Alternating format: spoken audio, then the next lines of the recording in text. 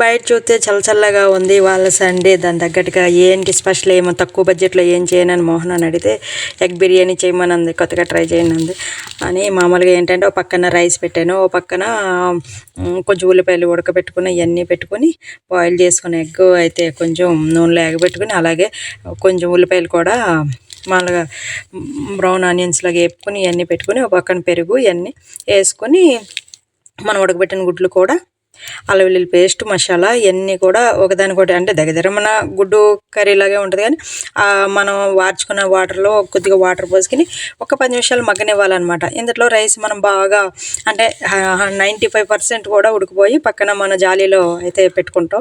ఇంతట్లో egg కొంచెం ఉడికి ఆ మసాలా అంతా కూడా ఎగ్ పట్టాలన్నమాట. అప్పుడైతే దూరం అలా పట్టుకొచ్చి మనం ఎలాగ వారేసుకున్న వాటర్ ఏముండదు కాబట్టి ఆ రైస్ అంతా అలా పోసేసి కొంచెం మన ఆనియన్స్ కొద్దిగా కొత్తిమీర పుదీనా ఇవాళ అయితే కొత్తిమీర అన్నీ కొన్ని స్కిప్ అవుతున్నాయి. మనకేమి ఇవాళన్నీ కొత్తగా అనిపించినాయి కదా. నెయ్యి కొంచెం ఉంది పర్ఫెక్ట్గా నెయ్యి వేసాను, కొంచెం ఫుడ్ కలరు అంటే బాగా అన్నీ అసలు ఏమని లేవని కానీ లైట్గా చాలా తక్కువ ఉన్నాయి అనమాట.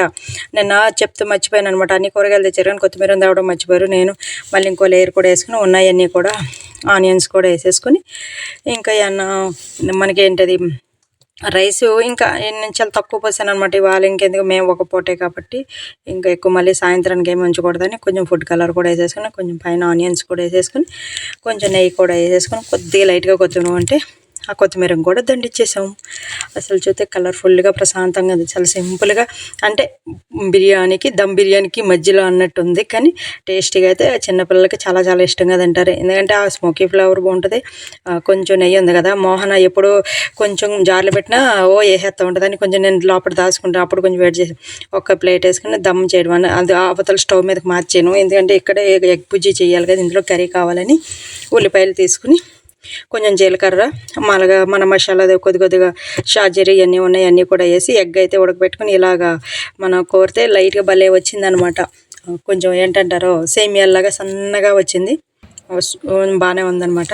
నేను కూడా కొంచెం ఉప్పు కారం వేసుకొని కొంచెం మసాలా వేసి తర్వాత టమాటా కూడా కొంచెం పేస్ట్ వేసాను, కొంచెం ముక్కలు వేసాను, కొంచెం గ్రేవీ. ఇలా చూడండి ఎంత బాగా వచ్చిందో. దీన్ని ఇంకేంటంటే మనం చక్కగా అన్నీ ఉడికిపోయాక దగ్గరికి వచ్చినప్పుడు ఎగ్ బుజ్జి మన తురుముని ఎగ్ అయితే వేసుకోవాలి.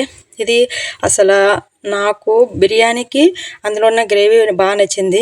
ఇది కూడా టేస్ట్గా ఉంది. ఉత్తి రైస్కైనా బాగుంటుంది, అసలు పరోటాకైనా చపాతీకైనా చాలా బాగుంటుంది. ఇంకా పిల్లలకి చిన్న పిల్లలు ఉంటారు కదా, అలాంటి వాళ్ళకి ఏంటంటే రోల్ చుట్టి అందులో కొంచెం ఇది పెట్టి అసలు పెడితే చాలా టేస్టీగా తింటారు. మనం ఎగ్ తినిపించామన్న ఫీలింగ్ ఉంటుంది. వాళ్ళకి చపాతీ బలము కాబట్టి ఇక కూడా పిల్లలకి పెట్టచ్చు అనమాట. చూడండి ఎంత కలర్ఫుల్గా ఎంత టేస్ట్.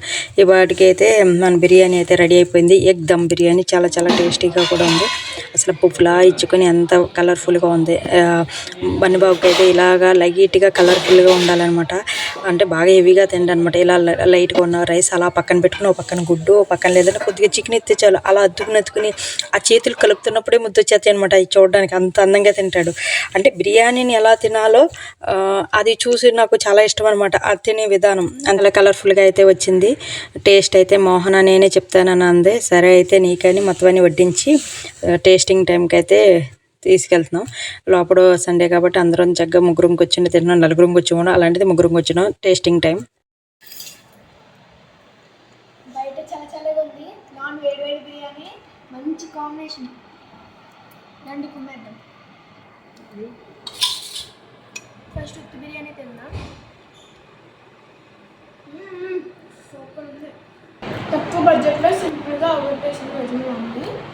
ఈ వీడియో కానీ నచ్చితే లైక్ చేయండి, షేర్ చేయండి, సబ్స్క్రైబ్ చేయండి. మంచి ఒక వీడియోతో మళ్ళీ కలుద్దాం. Thank you so much. Thank you for watching. Like చేయడం మాత్రం మర్చిపోకండి అమ్మా. ప్లీజ్ మానిటైజేషన్ దగ్గరగా ఉంది మన ఛానల్. కొంచెం సపోర్ట్ చేయండి ప్లీజ్.